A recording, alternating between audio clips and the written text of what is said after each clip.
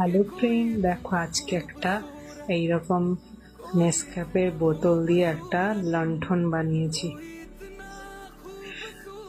প্রথমে আমি এরকম ছোট একটা নিচে বোতলের মুখ দিয়ে দিয়েছি, তারপর এরকম একটা কোলগেটের মুখ দিয়ে দিয়েছি, তারপর আমার হাতের চুড়ি ছিল ওইটা দিয়ে আমি হ্যান্ডেলটা বানিয়েছি, তারপর সব আঠা দিয়ে আটকে দেওয়ার পর আমি এর মধ্যে ব্ল্যাক অ্যাক্রেলিক কালার করে দেব, তারপর একটু গোল্ডেন কালার দিয়ে একটা পঞ্চ দিয়ে তাকে লাগিয়ে দেবো এর গায়ে। লাগানো হয়ে গেলে দেখো এবার শুকিয়ে গেলে আমি এটাকে খুলে এর মধ্যে একটা লাইট লাগিয়ে দেব। দেখো আমার লণ্ঠনটা রেডি হয়ে গেছে। তোমরাও এইভাবে হোম ডেকর করতে পারো। কেমন লাগলো আমার আইডিয়াটা তোমরা কমেন্ট করে জানিও। Thank you.